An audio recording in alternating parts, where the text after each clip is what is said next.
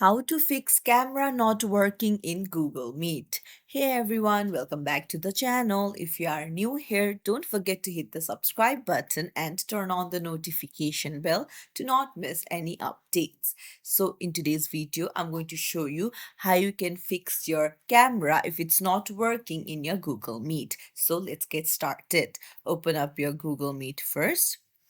And then first things first, you'll need to check if you have given permission to use camera to your Google Meet.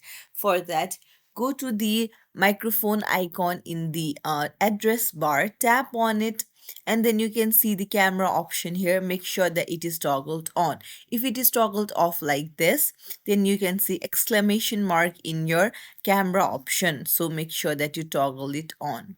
So once you have given your permission, go to the arrow here to access the video settings, and then go to the gear icon, and then make sure you are using the right camera, and you can also change the resolution if you want to.